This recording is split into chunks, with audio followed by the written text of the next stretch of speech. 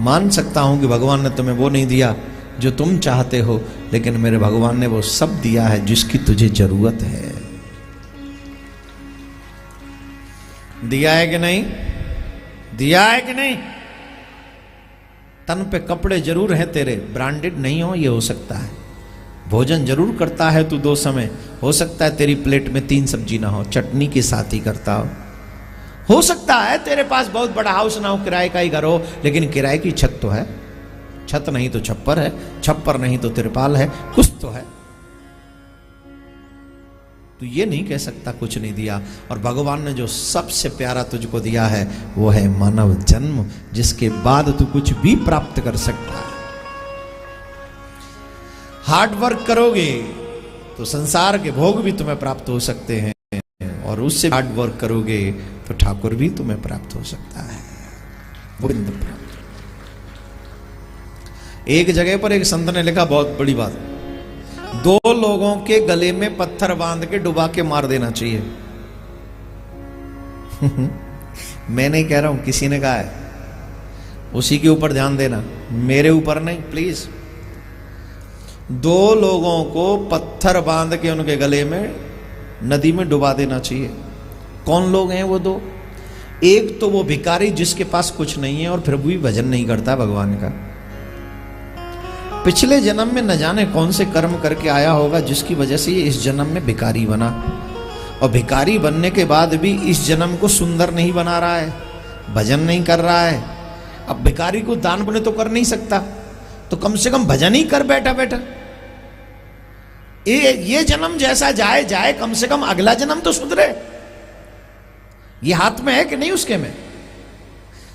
तो वो भिखारी जो कि जिसके पास कुछ नहीं है और उसके बावजूद भी वो भजन नहीं करता है, तो उसे पत्थर बांध के नदी में डुबा देना चाहिए। अरे बोले महाराज डुबा क्यों रहे? बोले इसलिए डुबा देना चाहिए, जितने दिन जिंदा रहेगा उतने ही पाप करता रहेगा, और जितना पाप करेगा उतना ही अगला जन्म भी बिगड़ जाएगा इसका। उसको डुबा के मार देना चाहिए। पिछले जन्म में कुछ ऐसे कर्म करके आया है जिसकी वजह से इस जन्म में उसको कुछ नहीं मिला। और दूसरा व्यक्ति, बोले दूसरा व्यक्ति वो धनवान को डुबा के मार दो कि भगवान ने जिसके पास अपार संपत्ति दे रखी हो और इसके बाद भी वो धर्म और अपने कल्याण के मार्ग पर न चलता हो, ऐसे व्यक्ति को भी डुबा के मार देना चाहिए। बोले उस व्यक्ति को क्यों, धनवान को क्यों डुबा के मारना चाहिए? बोले पिछले जन्म में बहुत अच्छे कर्म करके आया जिसकी वजह से इस व्यक्ति को बहुत कुछ मिला, बहुत कुछ मिला, लेकिन इस जन्म में धन संपत्ति पाने के बाद ये व्यक्ति विषयी हो गया। हमारे संत एक बात कहते हैं, क्या कहते बताऊं क्या है? योगेश्वरी सुराजेश्वरी, जो योग की सीमा को पार कर जाए और वो पूरी ना हो पाए, ईश्वर तक ना पहुंच पाए, तो योगेश्वरी सुराजेश्वरी, उन्हें राज्य प्राप्त होता है, उन्हें यश वैभव प्राप्त हो जाता है। योगपूर्ण उस मंजिल तक नहीं पहुंचे मुक्ति तक, लेकिन योग बहुत किया तो उन्हें भगवान राजभोग भोगवाते हैं कि लो जी राजभोग भोगो। योगेश्वरी सो राजेश्वरी और राजेश्वरी सो नरकेश्वरी। अगर भगवान तुम्हें ऐश्वर्य वैभव राज दे दे, इसका मतलब है अब नरक में जाना कंफर्म। अब नरक में क्यों जाना? बोले भोगों को भोगने में लग जाओगे तो कल्याण की चिंता छूट जाएगी, और चिंता कल्याण की छूटी और तुम नरक में गए।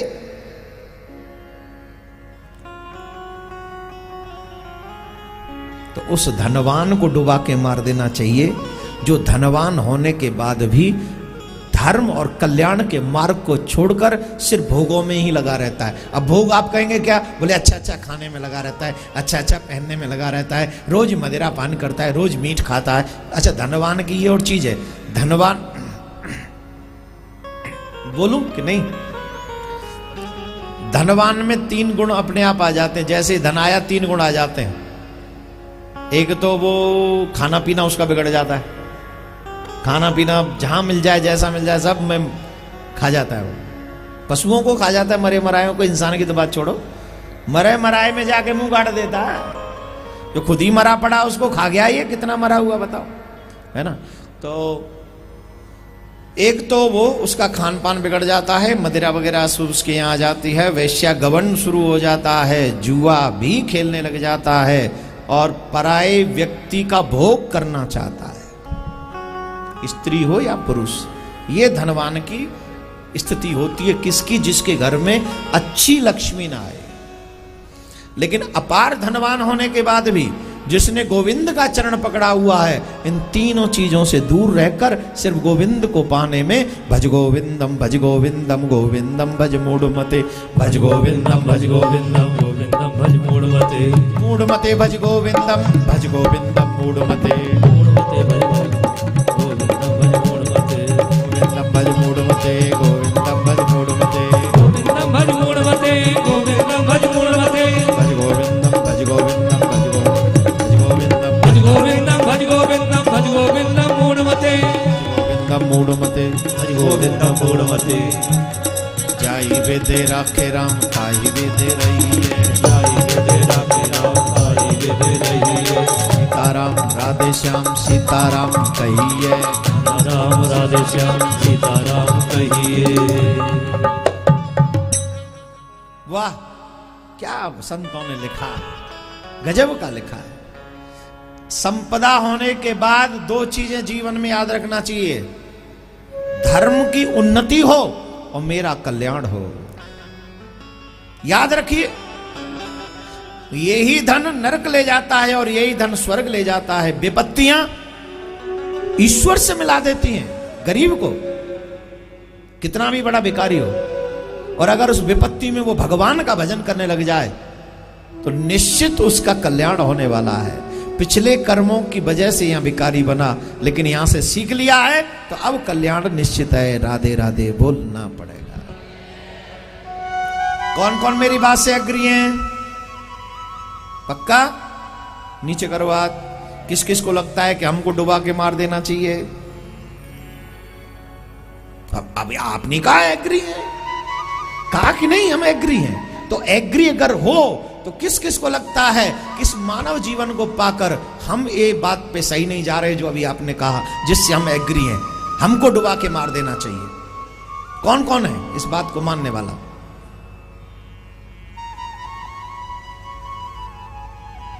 चलो आज आप ये समझो कि आपको हमने खुद ने आपके गले में पत्थर बांधकर आपको हमने डुबा दिया।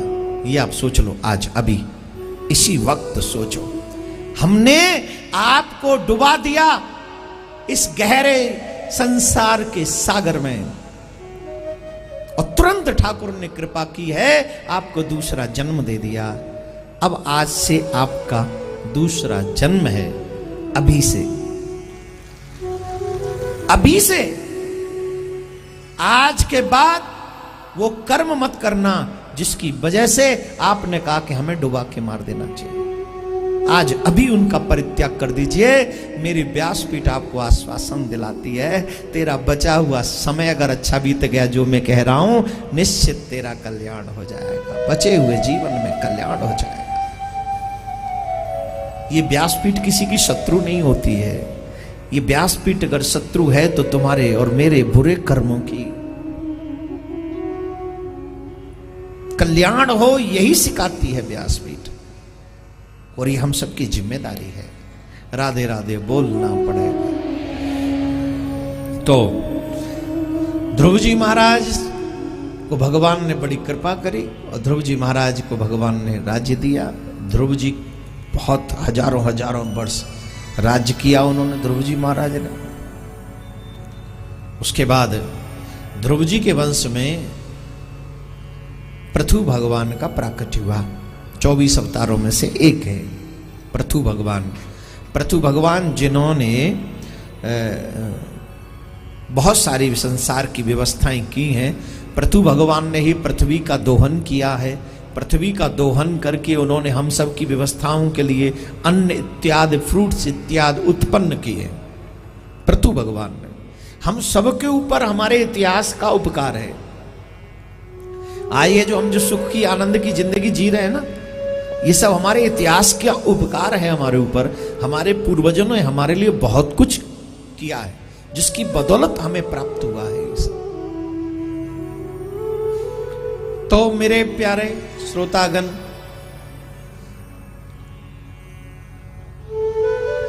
एक बार पृथु भगवान ने 100 अश्वमेध यज्ञ करने का संकल्प लिया।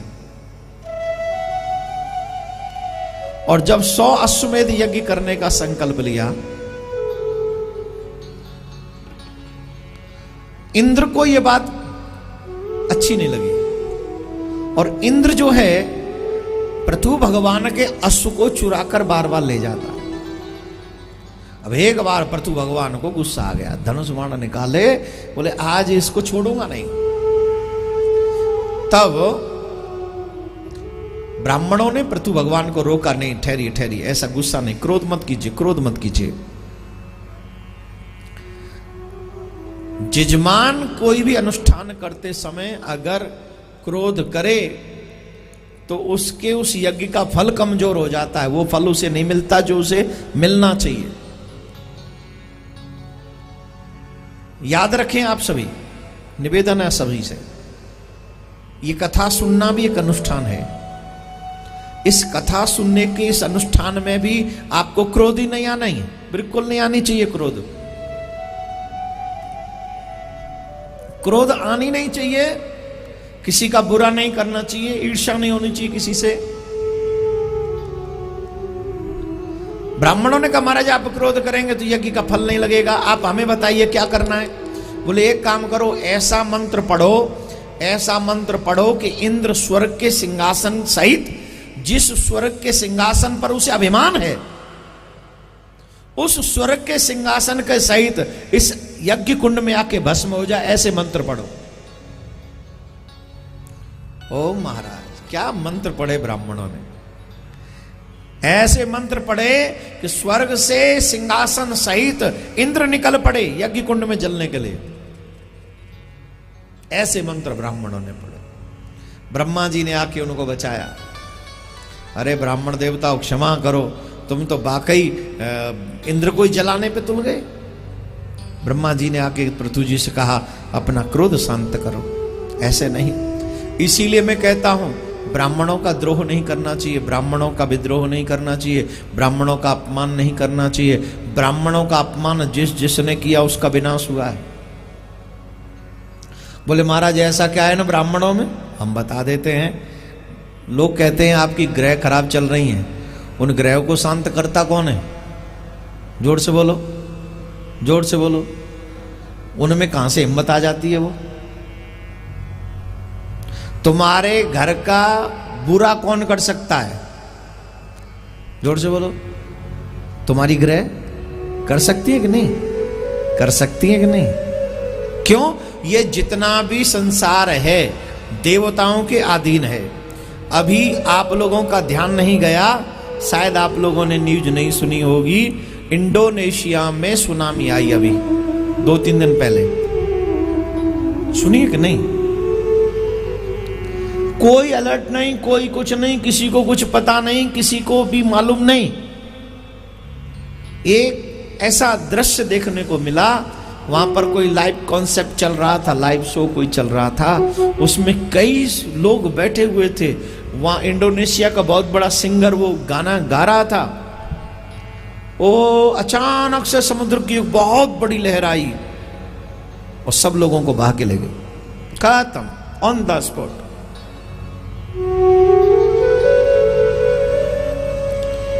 ये पूरा संसार देवताओं के अधीन है और वो देवता मंत्रों के अधीन है।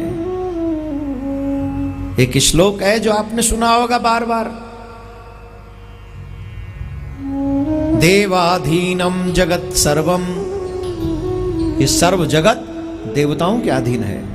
मंत्राधीनम च देवता, वो देवता मंत्रों के अधीन है। ते मंत्रा ब्राह्मणाधीनम, वो जो मंत्र हैं वो ब्राह्मणों के अधीन है। ये जो चोटी वाले तिलक वाले हैं, ये इनको साधारण मत समझा करो। ये तो लक्ष्मी जी हमसे रूठ गई, लक्ष्मी जी नहीं आती हम लोगों के पास में, क्योंकि भृगु जी हमारे पूर्वज ऋषि थे ना, हमारे ऋषि, उनने पंगा ले लिया लक्ष्मी जी के पति से, जाके लात मार दी विष्णु भगवान में, जट लक्ष्मी रूठ गई। अब हम लोगों को जाना थोड़ा, जब भी आप कहीं ब्राह्मणों की कथा सुनो, देयर वॉज अ ब्राह्मण, पुअर ब्राह्मण, एक गरीब ब्राह्मण था। कोई भी स्टोरी सुनोगे ब्राह्मण की, वो ये नहीं एक ब्राह्मण सेठ ब्राह्मण था, नहीं आएगी कहीं। एक गरीब ब्राह्मण था, उसकी एक ब्राह्मणी थी। और तुम लोग क्या, हम लोगों को ये सब देख के, ये तुम्हारा दिया हुआ है, तुम हमको अमीर मत समझा करो, गलती है तुम्हारी जो हमको अमीर समझ लेते हैं। जो हमें अंदर तक जानते हैं उनको पता है हम कितने अमीर हैं। ब्राह्मण अमीर नहीं रह सकता, लेकिन ब्राह्मणों पे जो धन है उनसे कोई वंचित भी नहीं कर सकता है।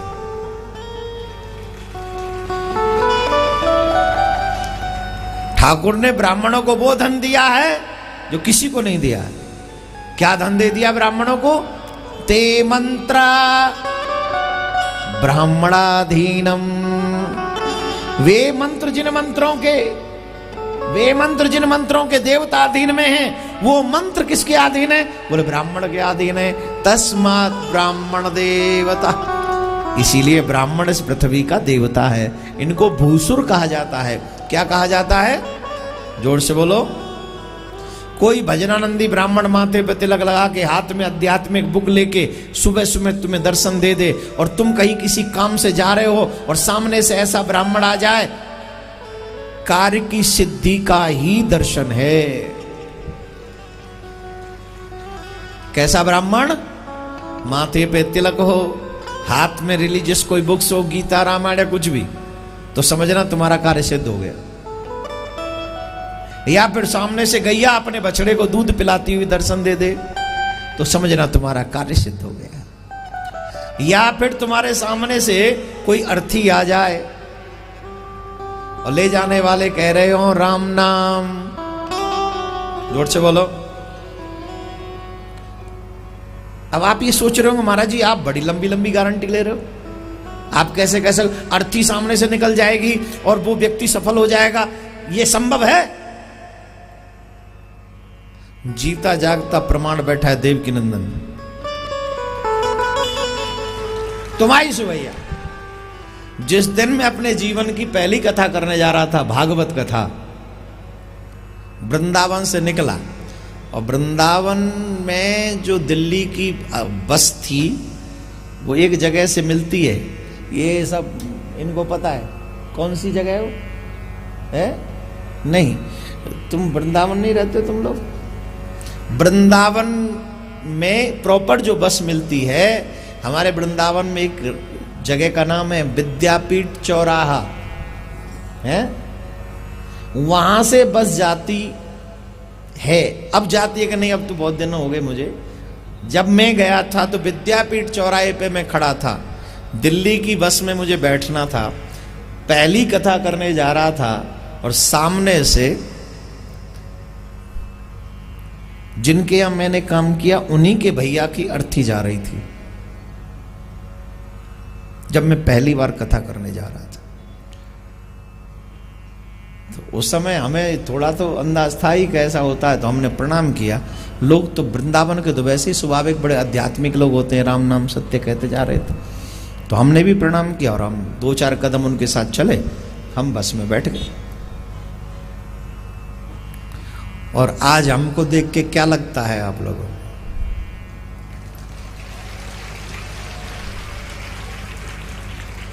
किस लिए ताली बजा रहे हो?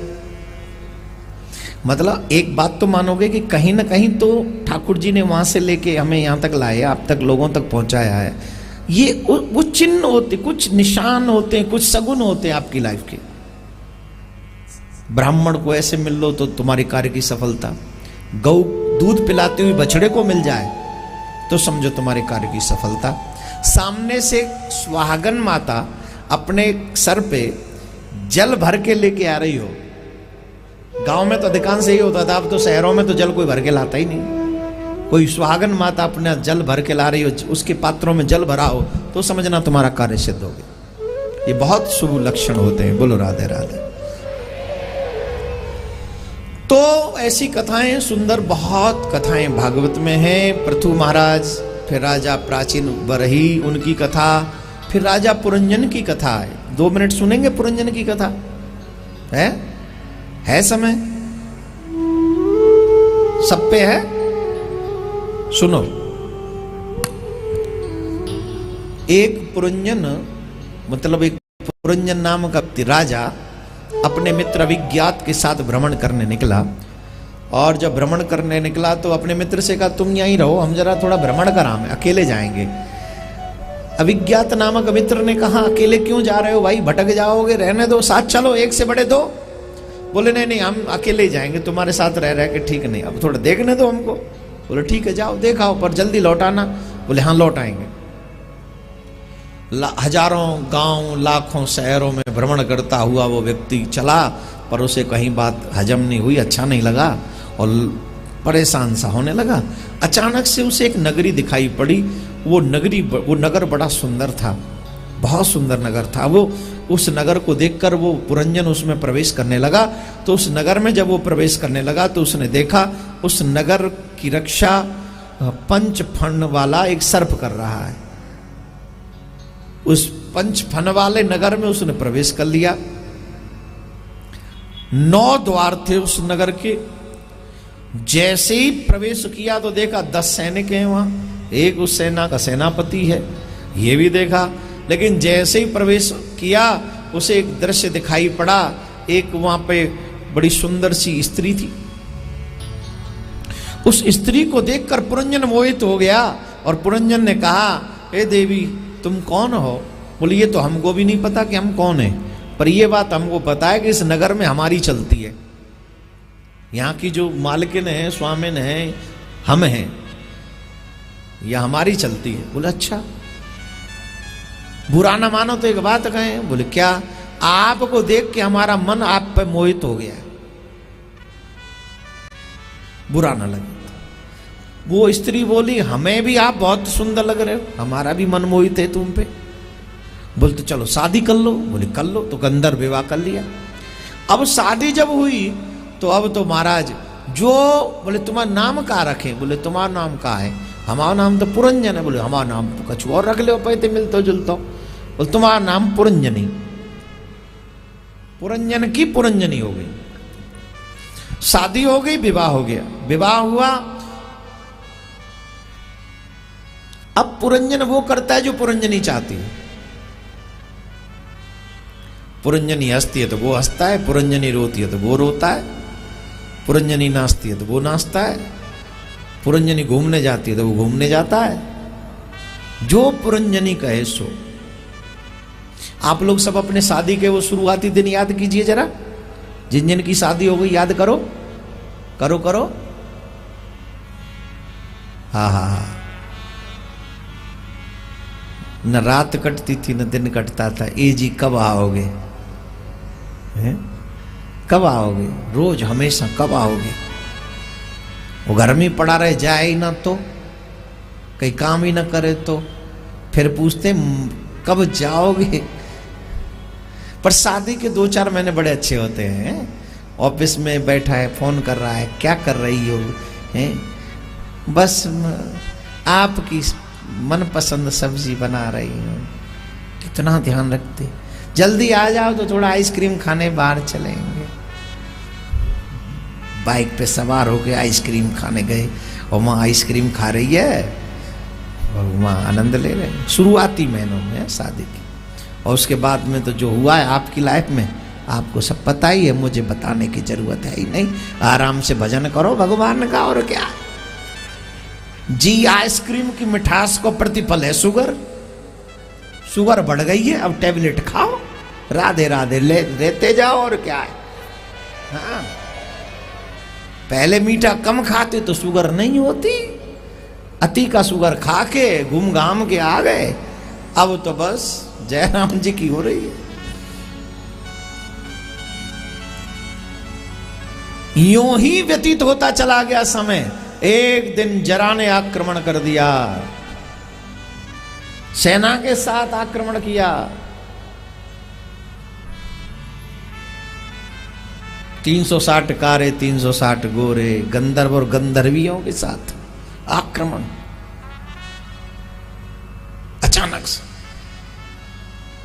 पंच फन वाला वो सर्प भी बेचैन होने लगा, उसके फन कुचल दिए गए। सेनापति रण छोड़ के भाग गया, और जब सेनापति को भागते हुए देखा तो सेना भी भाग ली। अकेला पुरंजन पकड़ लिया और उसे मार दिया गया। मरते समय पुरंजन सोच रहा था, मेरी पुरंजनी का क्या होगा मेरे बाद। अंतमति सुगति, अंत में मरने वाले की जैसी मति होती है, अगले जन्म में उसकी वैसी गति होती है। मरने के बाद वो स्त्री बना, राजा मलध्वज के साथ उसका विवाह हुआ, और जब उसके विवाह मलध्वज के साथ में हुआ तो मलध्वज नामक राजा को युद्ध में मार दिया गया। उसका सर लेकर ये जो है आई सब में वहां जा सती होने के लिए गई, और सती होने के लिए जा रही थी तो इसका मित्र अभिज्ञात नाम का मित्र इसे ढूंढता ढूंढता वहां पहुंच गया। पूछा, अरे तुम क्या कर रहे हो मित्र, मुझे पहचानो, मैं तुम्हारा मित्र हूं। उस स्त्री ने कहा, अरे तुम कैसे निर्लज्ज हो, मैं पतिव्रता स्त्री अपने पति का सर लेकर सती होने जा रही हूं, और तुम मुझे अपना मित्र कहते हो। मैं तुम्हारी मित्र कैसे हो सकती हूं। अरे बोले, अब तू स्त्री के रूप में पहचान नहीं रहा, मैं तेरे जन्म जन्म का मित्र हूं। तुमने मुझसे कहा था कि तुम घूमने जा रहे हो, तो तुम घूमने इतने लंबे निकल गए कि यहां तक पहुंच गए, चिता तक। अरे तुझे यहां चिता में सुख नहीं मिलना, तू मेरा हो जा, मेरा हो जा, मेरे साथ चल, तभी तू सच्चा सुख पा सकता है। तो वो जब पहचान लिया कि मेरा मित्र यह है, तब हमेशा के लिए पुरंजन सुखी हुआ और निकल के चला गया। बोलो राधे राधे। अब आप कह रहे होंगे, ये पुरंजन से हमारी कथा क्यों सुना दी महाराज। तो सुनो, वो पुरंजन कोई और नहीं, वो पुरंजन हम ही हैं। जो अंदर कह रहा है ना, मेरा घर, मेरा बेटा, मेरा हस्बैंड, जो कह रहा है ना, वही पुरंजन है। जो अंदर बैठ के कह रहा है मेरा ये, मेरा वो, वही पुरंजन है। और वो पंच फन, वो जो पंच प्राण हैं, ये ही वो पंच फन वाला सर्प है जो तुम सो जाओ पर खर्राटे चालू हैं। तुम सोते रहो फिर भी वो दिन रात जगकर तुम्हारी पहरेदारी करता है, तुम्हारी सुरक्षा करता है। वो स्त्री कौन है? ये बुद्धि ही स्त्री है। जैसे बुद्धि नाच चाहती है वैसे हम नचते हैं। नहीं, मेरे मन में, ये दिमाग में एक विचार आया है, कहते हो कि नहीं, ऐसा कर लो प्रॉफिट ज्यादा होगा। आज बुद्धि ने कह दिया घूमने चलो, चल पड़े। तो ये बुद्धि जिससे विवाह कर लेता है जीव अंदर जाकर, 9 द्वारे की नगरी ये शरीर ही तो है। कितने द्वार हैं शरीर में? 2 आंख, 2 नाक, नाक 1, द्वार 2, 1 मुंह, और 2 कितने हो गए? 2, 4, 6, 7, 2 गुप्त, 8, 9 हो गए। ये 9 द्वारे की नगरी में जाके जीव बसता है। सैनिक हैं 10, 5 ज्ञान इंद्रिय, 5 कर्म इंद्रिय, और इनका सेनापति है मन। और आक्रमण किसने किया? जरा ने। जरा मीन्स बुढ़ापा। किसने? जोर से बोलना जी। ये लाइट मेरे माथे पे लगा दी, पंडाल में कुछ दिखता नहीं है, और अब बुढ़ापा भी आ रहा है, धीरे धीरे कम दिखता है। एक जन कोई पूछ रहे थे, महाराज की आयु कितनी है? क्या करोगे मेरी आयु जान के?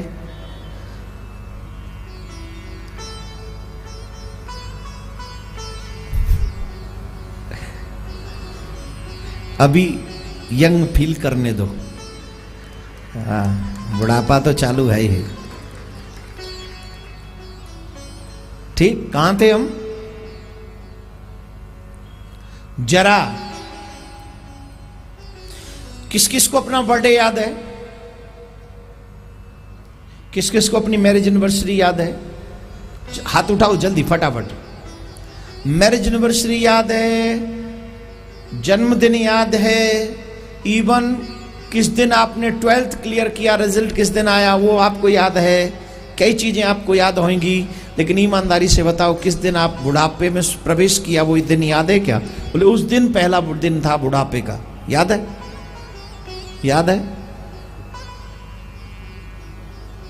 बाल ना आजकल जवानी में सफेद हो जाते हैं, खींच ले सफेद कर काले कर लिए। अब तो ना घोंटुओं में दर्द होने लगा है, शरीर में कुछ खाने पीने की कमी आ गई है। मुकेश बेटा वो आंखों से भी कम दिखता है। पापा अब नहीं कम दिखेगा, कब दिखेगा? बुढ़ापा नहीं है, बुढ़ापा मत कियो, बुढ़ा होगा तेरा बाप। बुढ़ा मत कियो मुझसे। मुकेश कह रहा वही तो कह रहा हूं, मेरा बाप बूढ़ा हो गया। चुप कर, आंख थोड़ी कमजोर है। तेरा बेटे को आंखों में चश्मा चढ़ गया, वो भी बुढ़ा हो गया क्या? लड़ेगा उससे? उससे लड़ेगा? सारे ऑप्शन देख नहीं रहा? उसके बाल 15 साल का बच्चा, उसके बाल सफेद हो गए, मेरे हो गए तो मैं बुढ़ा हो गया। समझ ले, खाना पीना बदल गया बेटा, पानी बदल गया, इसलिए सब गड़बड़ हो गई है। तू बाल सफेद की बात कर रहा है? आजकल तो जवानी में सारे बाल खत्म हो जाते हैं, गंजा हो जाता। 2 बाल यहां से वो सींग की तरह दिखते, बस 2 ओनली 2। पापी वो भी हटाता नहीं है, बोले 2 भी कंगा रखता है जेब में। कसम से आई स्वेयर मैं उस बंदे को जानता हूं, 2 बाल हैं सिर्फ यहां, उसके लिए भी कंगा।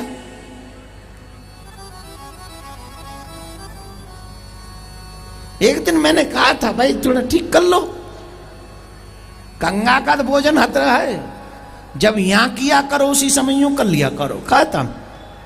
पर इतना अटैचमेंट है उन 2 बालों से, 2 से तीसरा नहीं है, इतना अटैचमेंट है, वो 2 नहीं हटाने।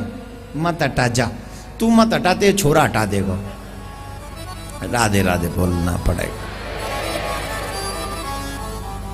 खैर ये तो सब बात है, लेकिन सच बताओ किस दिन बुढ़ापा आया पता चला?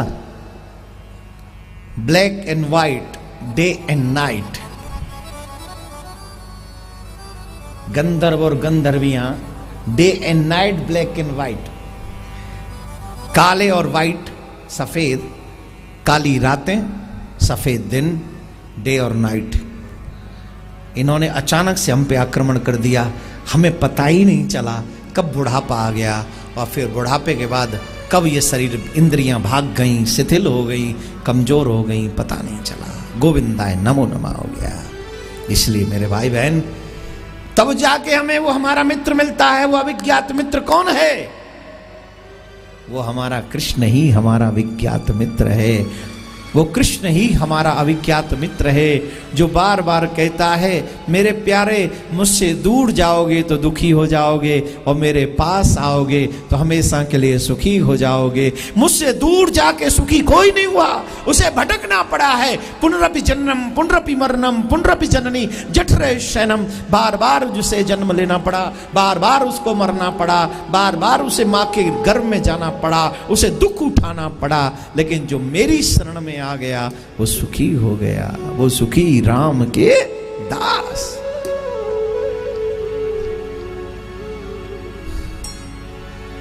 प्रियव्रत जी का वंश का वर्णन। प्रियव्रतो भागवतात्म राम कथो मुनि ग्रह अर्मत यन मूलम करम बंध पराभव। फिर ऋषभदेव भगवान का प्राकट, जिनसे जैन धर्म प्रारंभ हुआ। फिर भरत जी महाराज की कथा थी, जिनके 3 जन्मों का वर्णन। ए भैया, ए भाई साहब, तुम्हारी कौन सी चाय ठंडी हो जाएगी? 11 मिनट पहले चले जाओगे वहां। सही में बता रहे, अभी पता है कितना समय हुआ? 6:19। हम आपकी 1 मिनट भी खराब नहीं करना चाहते, और आप हमारी मिनट खराब कर रहे हो। आप हमारी 11 मिनट खराब कर रहे हो। 6:30 बजे तक किसी का अधिकार नहीं है उठने का। वैसे तो आप अपनी मर्जी से आओ, अपनी मर्जी से जाओ, लेकिन अगर हमारी मर्जी से आओ, हमारी मर्जी से जाओ, भक्ति इसी का नाम है। एक तो कथा में लेट मत आया करो, थोड़ा जल्दी आया करो। कल कृष्ण जन्म महोत्सव होगा, धूमधाम से मनाएंगे। बताना तो नहीं है ना कल क्या करना है आपको, बताना है। पीले पीले वस्त्र पहन कर आना है, माथे पे तिलक लगा के आना है, सब अड़ोस पड़ोस के लोगों को बताना है, चलो रे चलो कन्हैया आएंगे, कन्हैया का दर्शन करेंगे, अपने ठाकुर को अपने घर बुलाएंगे और खूब धूमधाम से ठाकुर जी की बधाई में नाचेंगे। राधे राधे, जोर से बोलना पड़ेगा।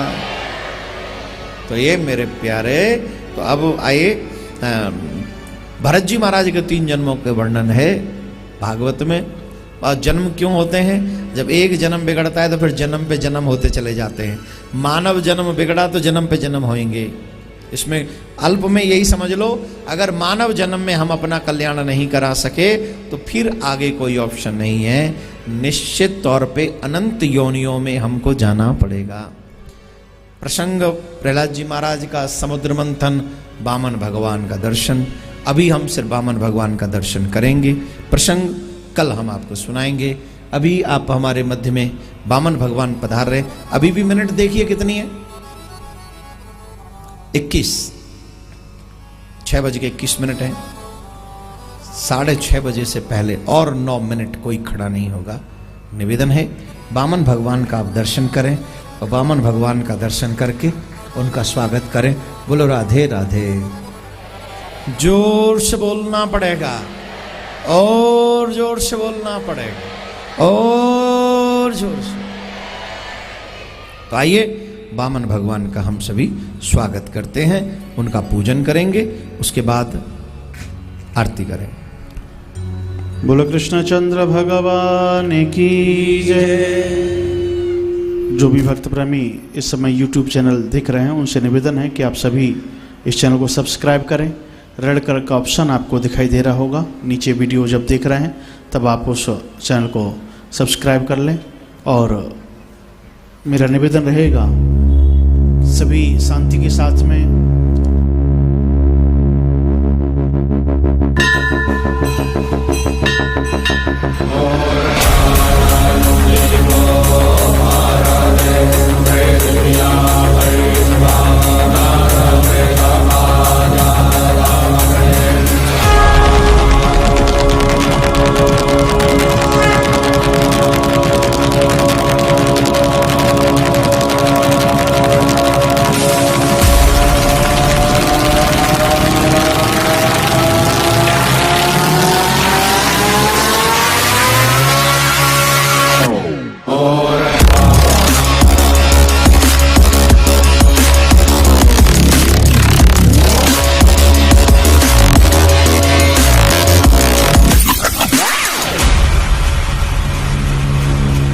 त्रिवेणी संगम, जहाँ बहती है माँ गंगा की अविरल धारा, जहाँ होता है संगम प्यारा, उस धरा पर होगी ज्ञान गंगा की वर्षा।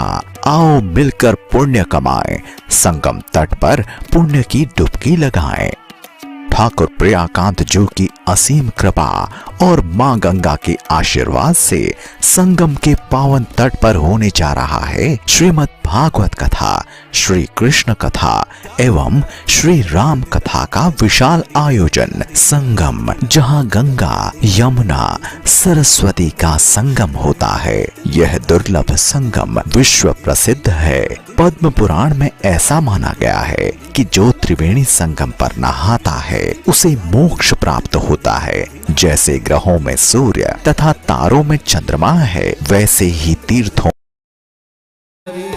राम कृष्ण हरि, राम कृष्ण हरि, राम कृष्ण हरि, राम कृष्ण हरि, राम कृष्ण हरि, राम कृष्ण हरि, राम कृष्ण हरि, राम कृष्ण हरि, राम कृष्ण हरि, राम कृष्ण हरि, राम कृष्ण हरि, राम कृष्ण हरि, राम कृष्ण हरि, राम कृष्ण हरि, राम कृष्ण हरि, राम कृष्ण हरि, राम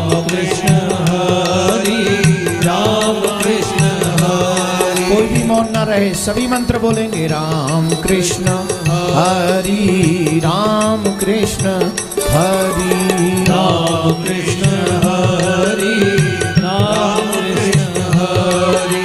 ओ राम कृष्ण हरि राम कृष्ण हरि राम कृष्ण हरि राम कृष्ण हरि। राम कृष्ण हरि राम कृष्ण हरि राम कृष्ण हरि राम कृष्ण हरि। ओ राम कृष्ण हरि राम कृष्ण हरि राम कृष्ण हरि राम कृष्ण हरि। राम कृष्ण हरि राम कृष्ण हरि राम कृष्ण हरि राम कृष्ण हरि। राम कृष्ण हरि राम कृष्ण हरि राम कृष्ण हरि राम कृष्ण हरि। ओ राम कृष्ण हरि राम कृष्ण हरि राम कृष्ण हरि राम कृष्ण हरि। राम कृष्ण हरि राम कृष्ण हरि राम कृष्ण हरि राम कृष्ण हरि। राम कृष्ण हरि राम कृष्ण हरि राम कृष्ण हरि राम कृष्ण हरि। राम कृष्ण हरि राम कृष्ण हरि राम कृष्ण हरि राम कृष्ण हरि।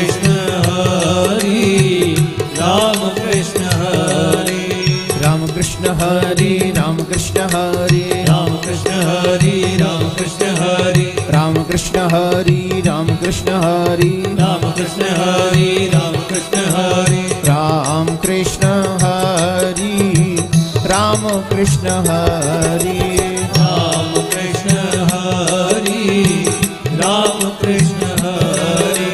राम कृष्ण हरि राम कृष्ण हरि राम कृष्ण हरि राम कृष्ण हरि। राम कृष्ण हरि राम कृष्ण हरि राम कृष्ण हरि राम कृष्ण हरि। बोले गोविंद भगवान की जय। कृष्ण कन्हैया लाल की जय। कल के विषय में संदेश सुन लें, उसके बाद में फिर हम और आप सभी एक भजन गाएंगे। में संगम को सभी तीर्थों का अधिपति माना गया है तथा सप्तपुरियों को इसकी रानियां कहा गया है। त्रिवेणी संगम होने के कारण इसे यज्ञ वेदी भी कहा गया है। इसी यज्ञ वेदी में ज्ञान यज्ञ की आहुति दिलाकर पुण्य की डुबकी लगवाने आ रहे हैं धर्म रत्न शांति दूत पूज्य श्री देवकी नंदन ठाकुर जी महाराज। विश्व शांति सेवा चैरिटेबल ट्रस्ट के तत्वाधान में पूज्य श्री देवकी नंदन ठाकुर जी महाराज के सानिध्य में प्रयागराज में कुंभ के दौरान कार्यक्रम इस प्रकार हैं। 10 जनवरी 2019 को शांति सेवा शिविर का उद्घाटन। स्थान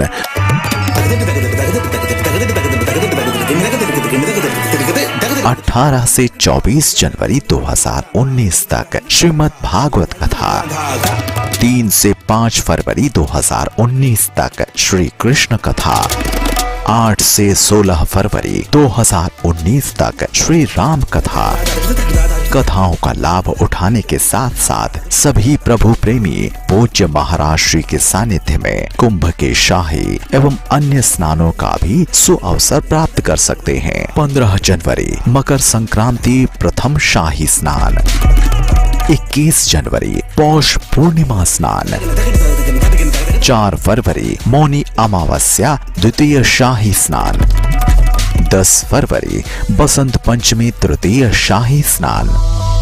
19 फरवरी माघी पूर्णिमा स्नान, 4 मार्च महाशिवरात्रि स्नान। कुंभ के दौरान शिविर में कल्पवास करने, 108 श्रीमद् भागवत कथा पाठ कराने व शिविर की अधिक जानकारी प्राप्त करने के लिए संपर्क करें। विश्व शांति सेवा चैरिटेबल ट्रस्ट, दिल्ली 7351112221, 7351113331। आइए इस पावन पर्व पर संगम तट पर लाभ उठाएं उस अद्भुत संगम का, जहां श्रीमद् भागवत कथा, राम कथा, श्री कृष्ण कथा एवं कुंभ का एक साथ समावेश होने जा रहा है। ऐसा अवसर जीवन में बार बार नहीं मिलता। समस्त कथाओं का सीधा प्रसारण आप महाराज श्री के YouTube चैनल श्री देवकी नंदन ठाकुर जी को सब्सक्राइब करके देख सकते हैं।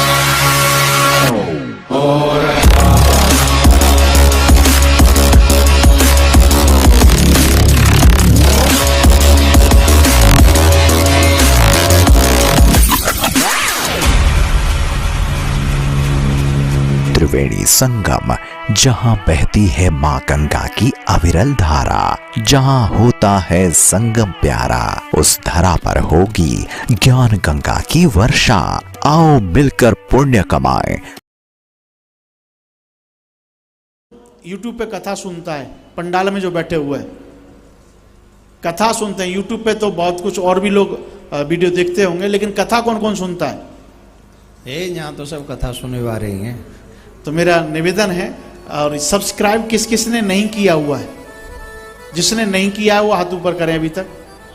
तो मेरा निवेदन है, मैं आपको बता दूं कि जब आप सभी वीडियो देखते हैं तो वीडियो देखते समय चला दिया भैया, तो वीडियो देखते समय, लाइव जब देखते हैं या वीडियो देखते समय नीचे लिखा आता है सब्सक्राइब, और यदि वो लाल कलर में लिखा आ रहा है, रेड कलर में, तो यानी अभी तक आपने सदस्यता नहीं ली है, आप उसके सदस्य नहीं बने। तो उसको एक बार दबा देंगे तो फिर वो कलर रेड में नहीं रहेगा, तो आप उसके सदस्य बन जाएंगे। और यदि नोटिफिकेशन पाना है तो आपको घंटी का भी ऑप्शन है, वो दबाना होगा। ज्वाइन का ऑप्शन जो मैंने बताया है वो नया अभी प्रारंभ हुआ है, और जनवरी से वीडियो चैट लाइव भी उसमें रहेगा। तो जिनको भी उसमें सोशल मीडिया पर धर्म प्रचार के लिए अपनी नेक कमाई में से छोटी छोटी राशि मात्र 150 रुपये के आसपास में प्रत्येक महीना जाना है, तो जिनको भी उसमें जाना है वो जाकर ज्वाइन के ऑप्शन में जाकर उसके सदस्य बने। और अभी हम भजन श्रवण करेंगे, उसके बाद में आप सभी कार्यक्रम का आरती के साथ में आज का संपूर्ण करेंगे, और कल 2:30 बजे पहुँचे। परसों गुरु दीक्षा का समय है, परसों सुबह 9 बजे दीक्षा दी जाएगी। जिनको दीक्षा लेनी है कार्यालय पर रजिस्ट्रेशन करा लें, और उसके बाद में जो महाराज श्री से मिलने के लिए आना चाहते हैं वो भी वहाँ 9:30 बजे परसों 28 तारीख को कथा पंडाल में ही महाराज श्री से मिल सकते हैं। राधे राधे। भजन गाएंगे, भजन गाना है। तेरी बंसी पे, तेरी बंसी पे जाऊं बलिहार, रसिया में तो नाचूंगी बीच बाजार, रसिया में तो नाचूंगी बीच बाजार, रसिया।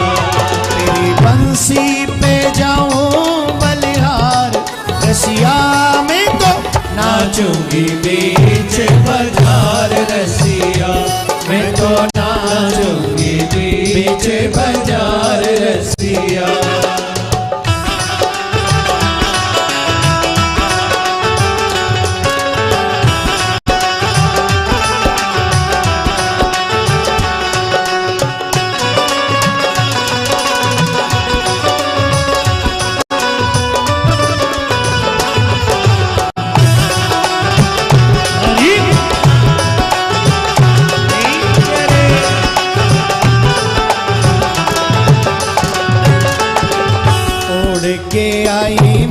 श्याम चुनरिया, ओढ़ के आई मैं तो श्याम चुनरिया, श्याम चुनरिया तेरे नाम की चुनरिया, श्याम चुनरिया तेरे नाम की चुनरिया, ओढ़ के आई मैं तो श्याम चुनरिया, ओढ़ के आई मैं तो श्याम चुनरिया, करी आई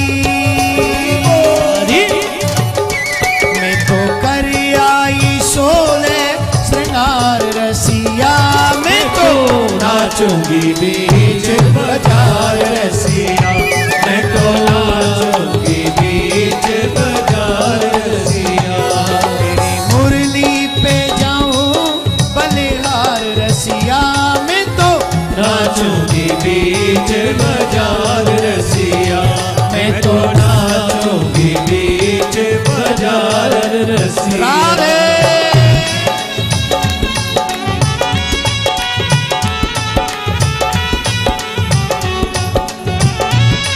हरि बोल।